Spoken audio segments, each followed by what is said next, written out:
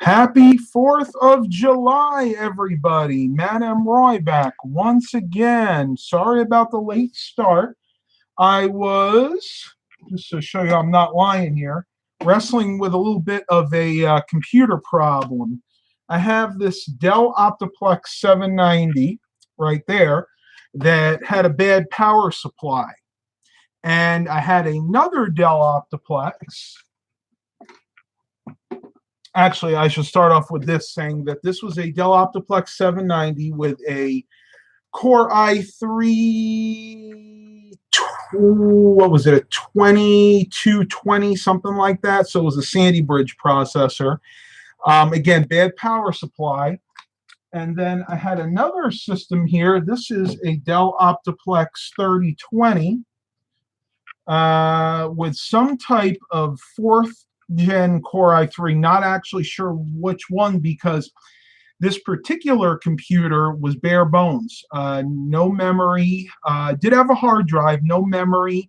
What else was missing in here? Well, I guess that was about it, just no memory. So I had to swap parts. Oh, and it also did not have an optical drive, and that was why I was having trouble with getting the optical drive from this Dell Optiplex in my right hand to fit into this Dell Optiplex in my left hand, because even though the brackets looked the same, they weren't. And it wasn't actually the bracket for the optical drive that wasn't the same. It was the bracket for the hard drive. Because if you've ever seen any of these computers before, these ultra small form factor systems, the hard drive sits in here on a rail, and then this kind of gets cavorted in the system.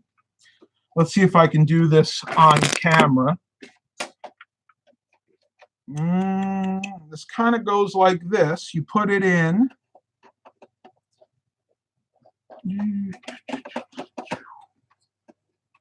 Sort of like this. And then you have to move all of the cables out of the way, because it actually... Told you guys this is not easy. Well, basically, of course, it's not going to work when I want to show it on camera. There we go.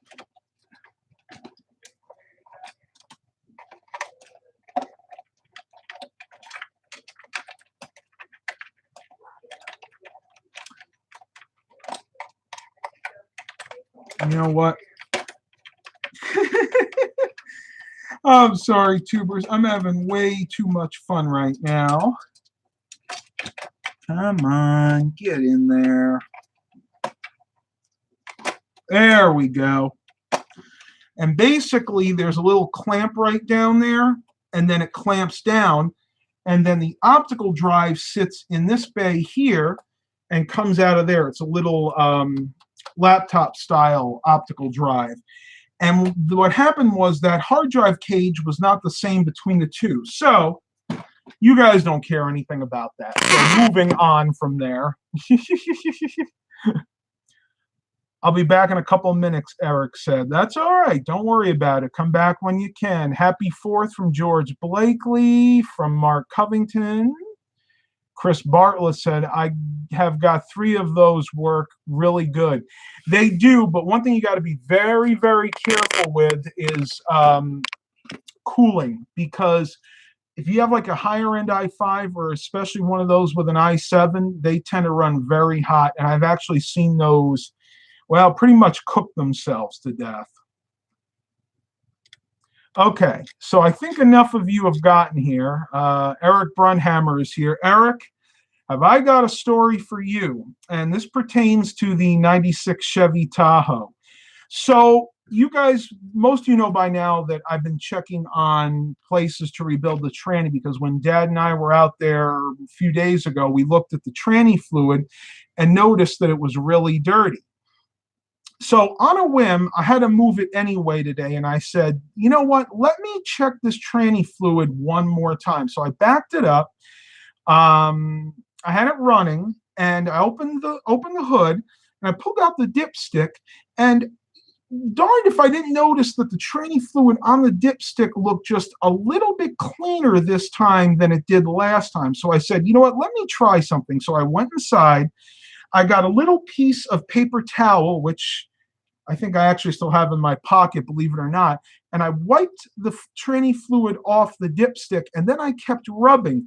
And I said, boy, that dipstick is really dirty. And you can actually look at my fingers there. I don't know if it'll come out on camera, but you can see my fingers, like right here, are still really dirty. And I said, boy, that dipstick was awfully dirty. So I said, you know what? I cleaned the dipstick off. I put the tranny dipstick back in, pulled it out. I went and looked at the dipstick, and I did one of these. Because at that point, the tranny fluid that came out of there was so clean, I could actually read the numbers on the dipstick through the tranny fluid. And I said, no, this has to be a fluke. So at this point, I had Dad come out. We kept the vehicle running, to circulate keep circulating the tranny fluid just in case it was a fluke. Put it back in. We wiped it off first, put the dipstick back in, pulled it out again. Sure enough, clean again. So at this point, I said, let me go and wipe this on a clear piece of the paper towel, because I want to see exactly how clean it is. Do you know that tranny fluid looks like it had just been serviced? I was shocked, tubers. I did not realize that the dipstick could be that dirty. And to be honest with you, this probably speaks more to my automotive ignorance than anything else. I'm not blaming Dad, because when I had him come out there and look at it, he had already assumed that I'd cleaned off the dipstick, which I didn't. So the good news here is that transmission is just fine. It was about half a quart low on tranny fluid, which could be for any reason, probably just evaporated over time. So I actually poured in an extra quart, because Dad said it's a little bit better to have it a little over than a little under. But the good news is that transmission is just fine, as well as the engine. So guess what, tubers? It looks like that Tahoe is going to be a keeper. Are you coming in? I'd so for a minute. Mom decided to show up. Just for a sec. You want to bring a chair over and say hi? Somebody's over under. Oh, check this out. I don't know if I can get it over there to do it. See you, but oh, there it is. Look! He's under my legs. Look at him. Milo, you are so funny. Look at you. Oh, I don't want to disturb him for a minute. Oh, you poor guy. Look at him. Look at him. Hold on. Let me see if I can get a better. There we go. This is unusual. Sure is. He's actually been ignoring Mom as of late, right? Yeah, he hasn't usually. Back from New York, really. Oh, he's purring. Is he purring? Well, that's good. Cats like to feel very, very secure. Boy. Mark Covington says hi. Happy 4th. Thank you. Happy 4th to you too, everybody.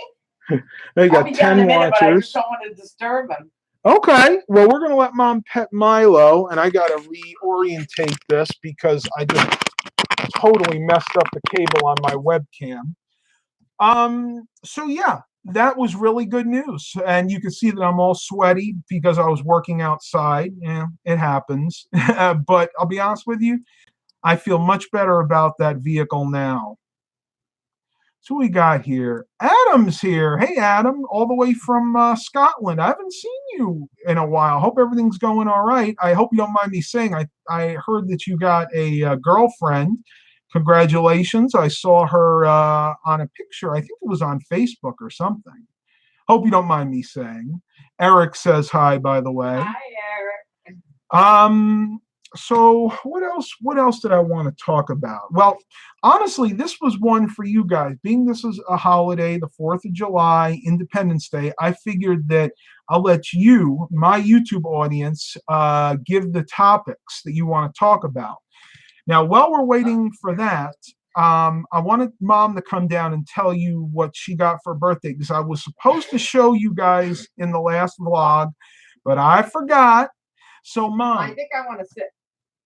What? I think I have a little problem here. Slide it over a little. You want to go on my lap, Kitty? Yeah. Look at this. Yeah. What you Okay. doing, Mine? Yeah, Here, on let my me lap. slide over a little Yeah. Here you go, buddy. Oh. bit. Here, come on in a little bit. I will. Hold on. Oh, I didn't think that was going to last. No, me neither. Okay, so let me see if it'll actually focus on both of us. It doesn't always like to. There we go.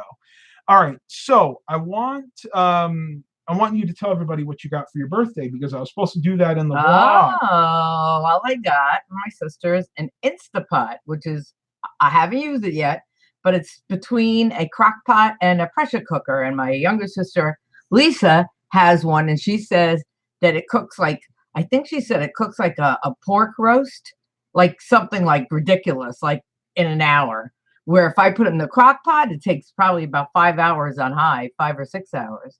So, and she gave me a cookbook, and Matt was nice enough. He took me out to dinner, and then he got me some things for my bike. He got me what do you call it? A water bottle holder, Yeah, I guess. cup holder. Cup holder, and then he got me the front and back lights that Excuse me. shine or they blink, which we've been wanting to get because we figure when we ride it's safer. Because we do like to ride the at night street. sometimes, Right. but we haven't been able to because neither of us had lights. So I Right. bought her a set and I bought myself a set. But even during the day, sometimes if we ride on the road, we try not to ride on the road too much. We mostly do the sidewalks here, and you know, but it's good to have a blinking light. You know, it just alerts people if there's a bike ahead.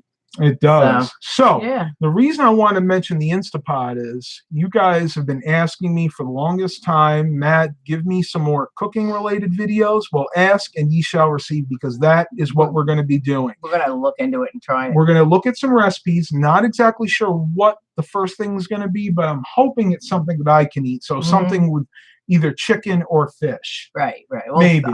I would think fish. It cooks too quick, so I so think it'd have to be chicken. Because you guys know I'm really not eating a lot of beef right now. Though honestly, I did eat some beef this past weekend when the family was here, but that happens. I need to do it, but I got to be careful because if I eat too much beef, it gives me a sour stomach. Chris Barlow said 20 minutes. We have one air fryer. It's good. Now, this is different than an air fryer. The Instapot is actually a high-tech pressure cooker. And it cooks similar to the air fryer, but even faster. And you can do a lot more different dishes, whereas you can't really do stews and things like casseroles. Thank you. Wouldn't work very well in an air fryer. In the Instapot, they should work just fine.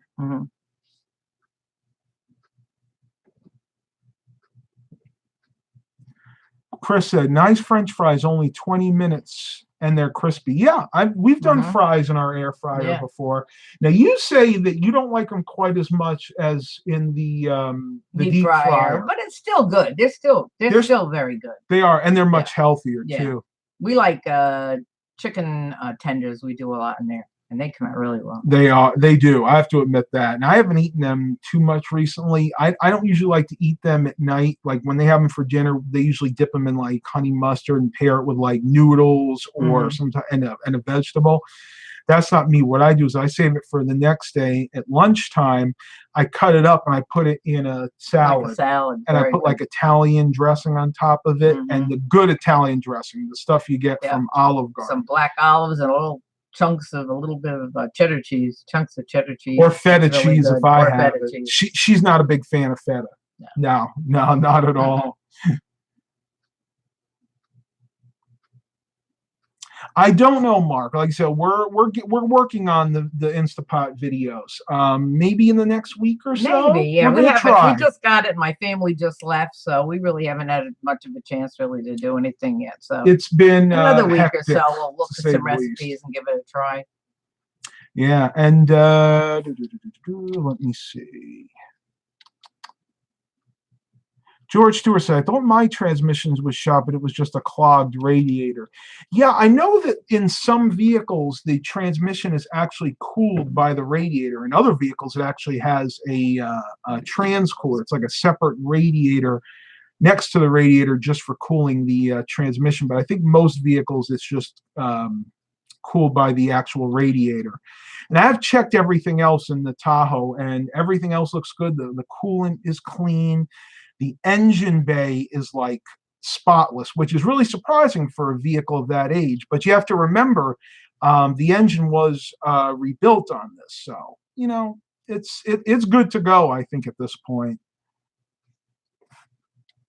Well, thank you, William. I'm glad about the Tahoe too, because the main reason that I bought this vehicle is to be able to basically take our bikes. Oh, do you hear that? Yeah. Fireworks in the background. Starting.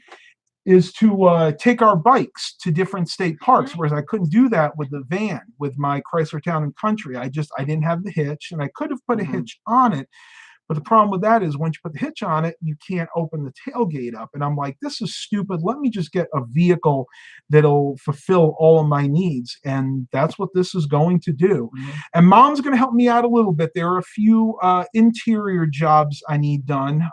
One being a few little rips in the driver's side seat on the back, which I'm hoping Mom can just stitch up. And the cool thing is it's actually under the lip, so you really can't even see it. So once it's stitched up, it'll but look you want to stop it from ripping anymore. I fixed some door clips on the driver's side that were broken. What else do I need to do? There's a couple of areas where the headliner's starting to come down by the the visors. So I need to fix that, and I do need to get 2 new visors for it, because the ones that are on there are just done. And then the only other interior thing I need to do is the rear dome light, the one that's close to the tailgate is falling down. So I'll probably just go ahead and replace that. But the cool thing is my local pick and pull has ample parts for this vehicle. So the stuff that I don't get online, I could just go there and get from pick and pull. And these are just like really simple, quick, easy jobs that I can do myself at home. And that's really about it. I mean, everything else works in there. All the windows work, the door locks work, the AC works, the heat works, the radio works. Thank God. Thank God. Does it have a CD and a tape, or just a tape? It's just a CD. Just a CD. And the one thing I haven't decided if I'm going to bother fixing is the one dash light that's out is the right turn signal. I'll have to see how hard that is to take apart. If it's too hard, I'll probably just leave it alone, because you can actually still hear. You can still hear when the signal's on. So how's the not registration, the inspection? It was inspected in April. It's recent, so it's passed. Oh, that's good. Somebody said you look like Ann Mira, Ben Stiller's mom. Oh. Maybe a little bit. I could see that a little bit. She had the same kind of eyes. She had red hair though. Mom never had red hair. No. Mom's always been a blonde or a dirty blonde, right? Well, is that what blonde. A blonde. A blonde, and later on like an ash blonde. When you were young like me, I was very blonde, very blonde. But I was blonde up until I was probably in my 20s or 30s.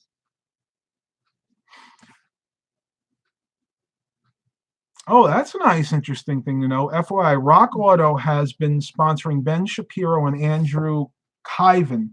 They are supporting conservative content creators. I like that. I really like that. I haven't really done much with Rock Auto. I usually stick to the local auto shops, O'Reilly's, AutoZone. But I know you can save a lot of money going to places like Rock Auto. Mark Cummings said, pick and pull is where my old 99 Pontiac Grand Am got towed to after it completely died on me. Yeah, believe it or not, you can actually get good money for vehicles. I'm not going to ask you what they gave you for, but a lot of junkyards, your brother's neighbor, the tenant that lives upstairs had a like a 2003 pickup truck. Chevy 1500. It was just like a Chevy Silverado that was all rotted out. While we were up there, he brought it to the local junkyard, and I think he said he got what about $500? Like $500. I think he said he got like $550, $600, almost $600 for it. So that's why I wasn't too concerned about buying the Tahoe, because if it wound up being a total loss, I really wouldn't lose that much on it. I could probably, that's got even more metal. I could have sold that to a junkyard for $600 and probably still sold the other parts to get my other $400 back. Eric Brunhammer goes, I work for AutoZone and I buy from online. Haha. Well, you know what? You don't have to buy where you work. I mean, that's the great thing about living in America, and that's why I love living in the land of the free and the home of the brave. Any good fireworks shows? You like to go to Brad Smith? We stopped going a while ago. It's just too much of a hassle to find space and everything. The best fireworks show we've ever been to is actually in the winter at Williamsburg. The what is it? Oh, the Grand Illumination. The Grand Illumination in Colonial Williamsburg is phenomenal. They have like 2 simultaneously going off, and they're better to me than any 4th of July fireworks I've seen. Oh, it's incredible. If you ever come down this way, you can look it up. It's usually at the end of October, beginning of November. No, it's usually the end of November, beginning of December. Okay, I was a month off. I think of the end of November. But it's really pretty. And they have other things too. After the fireworks, they have carolers, like old Victorian carolers. Yeah. Actually, it's before and after. Yeah. They start with the caroling. Yeah. Then they go to the fireworks, and then they go back to the caroling. So it's really They cool. had comedians that do jokes and things from back in the colonial times. So we're talking everything 17, they do in colonial times. And it's really good. We've done this twice, and we really want to go again. Maybe we'll go this year. I'm hoping. Well, it was hard with Dad because of his back. One of the best displays I've been to was done at a local church called Faith City. I don't know if they still do it, though. That's Eric Brunhammer. Yeah, a lot of our local churches don't. And the reason is, you got to remember, in this area, a lot of our churches are within the city limits. And they're not really, even though fireworks are not illegal in Virginia, they're illegal to set off in the city limits because of the different bylaws. So you'd have to find a church that's way out there, like maybe in Suffolk or Windsor. Most fireworks they do over bodies of water, as far as I know. Most of the ones I've seen. Not necessarily. Or unless they have a huge field or something. Even though they're technically against the rules here, I hear people every year set them off around where we live. But in our house, we can't do it because, believe it or not, our house, we still have a lot of the original trees in the backyard. It would be way too dangerous. Oh, sorry. I have an itchy nose, everybody. Eric Brunhammer, they were right next to the Christiana Mall. But the church has something like 20 acres of land. Oh, yeah. I mean, if you have 20 acres of land, chances are you're going to have a spot to set off fireworks somewhere. All right. We got to watch the ones from D.C. I was watching some of the festivities going on there, and when it gets dark, they'll be doing the ones in D.C. Oh, yeah. Oh, it'd be beautiful. We've been trying to get our exercises in, too. You know, this morning, Mom and I went on, what was it, almost a 13-mile bike ride, and that was hot. I mean, we actually rode from here to the bike path all the way down to Driver and then all the way back home.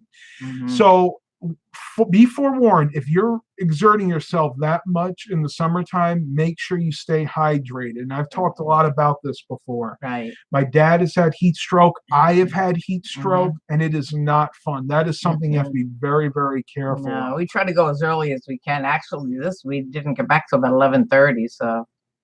Yeah, we got a pretty start late a little start. earlier. Start a little earlier. Definitely. All right, tubers. You want to get? I'll let Mom go since she was here. He asked me to come, so I told him I wouldn't, but I surprised him. So there you go. Good night, everybody. All right, she'll see you guys next time. You all right? Yep. All right. I'm going to slide over here so you guys can kind of see me a little bit better. Let me see.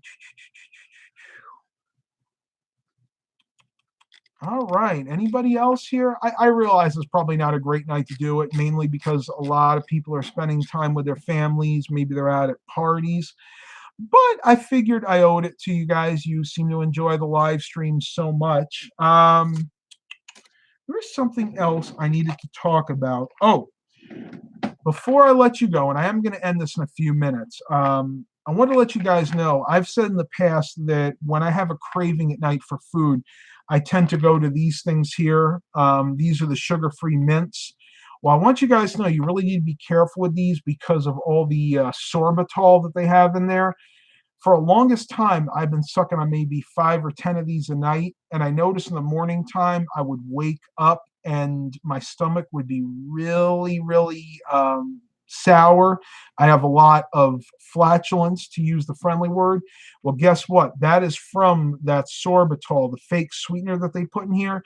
So if you guys are on the same kind of lifestyle change that I am, and you're using these to kind of get you through a hard night, maybe when you're craving food, just don't eat too many of them, because chances are at one point they're going to give you a sour stomach.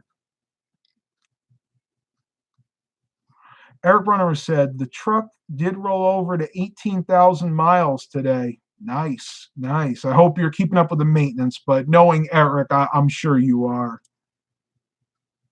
Mark Cummings said, my father and I went to Pocosin earlier and had dinner with the family over there. That's nice.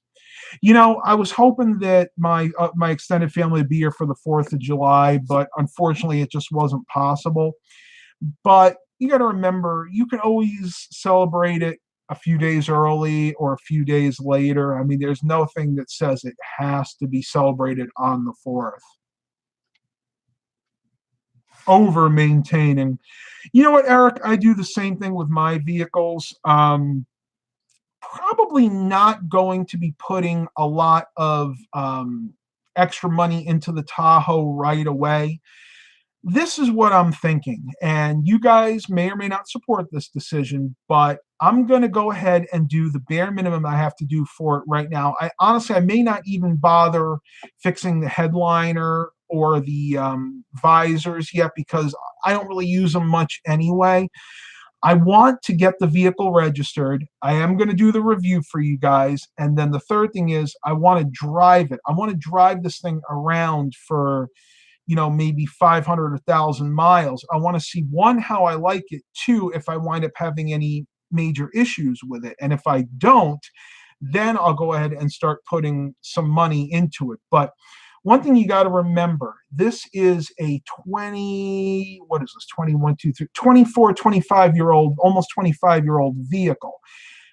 It is still worth something, but it's not worth a lot of money. And if you have a vehicle that you've paid a certain amount of money for, and it's an older vehicle, it doesn't make sense to put hundreds and hundreds and hundreds of dollars into it, other than maybe some maintenance work if you're going to keep it, because if later on down the road you go to sell the vehicle, you're not going to get that money back. So there's a fine line between, what it's worth and what you'll be able to get out of it later on. And a lot of times that teeter-totter starts to turn the other way. Chris says it's not registered or insured. Not yet, no. Right now it's sitting on the side of the house. I'm not driving it yet, so there really isn't any point to doing that. I'll probably get that done this week. It's no big deal. I just have to bring it to the DMV and call my insurance company, and that's about it. Yeah, and I think, if I'm not mistaken, it works differently in Australia and England, because if I remember, correct me if I'm wrong, but I think you guys, the number plate or the license plate stays with the vehicle. But here in the United States, that's not the way it works. When you sell a vehicle in the United States, you have to turn those plates into the DMV, the Department of Motor Vehicles. You don't actually own those plates. Those plates are the property of the DMV, unlike in certain countries. I know for sure in England, the plates stay with the vehicle. Yeah. Yeah, it's just different here in the United States. Eric Brunhammer said, people act like doing the maintenance is expected to be added to the vehicle's value too. No, it's not. Maintenance is something you have to do to keep the vehicle on the road. It all goes back to, think about, if you ever had an economics class, it all goes back to the utility of the item. If the item is still valuable to you and it is providing a service to you, in other words, taking you from point A to point B, helping you get work done, then that item has value because of the utility of that item. And to keep that item, or in this case, the vehicle, running in condition, you have to keep the maintenance up. Does that maintenance transfer over to the next owner in the form of extra value to you when you go to sell it on? Sometimes it does, but honestly, most of the time, no. And the reason is the maintenance that most people do is not cosmetic. You do an oil change. You can't physically see that oil change unless somebody pulls the dipstick out. You do a transmission service. You physically can't see that unless you pull a dipstick out. And then, of course, in most modern vehicles, they don't even have dipsticks. So my point is, just like I said before, you have that fine line. You have to realize that at some point, the vehicle is going to cost more to keep on the road than it's worth. So you have to make that decision yourself, or you find a trusted family friend or a somebody who knows about cars, or a mechanic that can tell you, yes, this vehicle is worth putting that kind of money into, or no, you're crazy. You're bat crap crazy to put that kind of money into this vehicle. You might as well just sell it for scrap and get something new.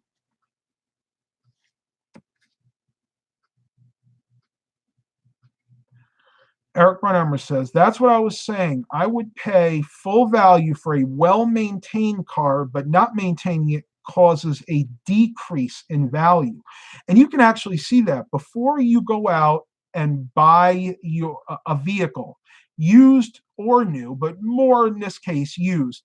Always have it checked by a certified mechanic. Now, I didn't, because I paid such a little amount for this vehicle that I knew I couldn't get hurt either way. But if you're going out there, and especially if you're going to a private party, you find a vehicle that you like, say it's $3,000, $4,000, $5,000. It looks good on the outside. If you are not mechanically inclined, ask that person, say, look, I like the vehicle. Show them the cash. Tell them you have the cash. Show it to them. Say, look, I have the cash to buy it. I just want my mechanic to take a look at it. If the person says no, walk away, because that means 9 times out of 10 they are hiding something wrong with that vehicle, and that's unfortunately the way it is. Chris Bartlett said, I can't check my transmission, no dipstick. They're doing that a lot on modern vehicles. As a matter of fact, my 2010 Chrysler Town & Country does not have a tranny dipstick. The way that, believe it or not, the way you're supposed to handle that is at certain intervals by the mileage. You go by the book. You have to bring it into the dealer. They have to do a full tranny service, and it's going to cost you 3 times the amount it would on an older vehicle that you could probably do the service yourself. The reason they're doing that? Money. Because the car manufacturers realize that if they seal the transmission up, make it hard to change the transmission fluid, impossible to check it, then they're going to make the dealerships more money. So it's a vicious circle. And unfortunately, the way the world works nowadays is make a buck, make a buck, make a buck. And that's basically what's happening. If you know it needs servicing, Chris, don't hesitate. Bring it to the dealer, or bring it to a shop that is certified to work on your specific vehicle and get it done. You don't want to play with your engine or your transmission, the 2 most expensive things in your vehicle. A tranny, and the average tranny rebuild, I looked online, costs $2,500 or replacement, and the average engine rebuild or replacement is around $4,500. So yeah. Chris Bartlett says, can't afford it, I'm unemployed. Well, here's the thing about that. If you forego that maintenance, can you afford having to buy another vehicle? You're better off, honestly, if you have a credit card, you're better off throwing it on the credit card, getting the maintenance done, and making sure that vehicle stays reliable. Prioritize. It's the best thing I could tell you. And honestly, there have been times in the past when money for me was very tight. And I had to throw repairs and maintenance costs on my credit card, which I absolutely hate. I hate using credit cards. I have a credit card, but I hate using it. But there are those times, like in your case, where it'd be better to throw that maintenance cost on there and make sure your car stays reliable. All right, tubers. I am going to end it here. I forgot to bring my water up. My mouth is getting very dry. I actually still have some more work to do tonight. I really appreciate everybody coming here, and I hope you guys have a great, great 4th of July. Please continue to like and subscribe. Stay tuned for cooking videos coming with the Instapot. And as always, have a blessed day, everybody.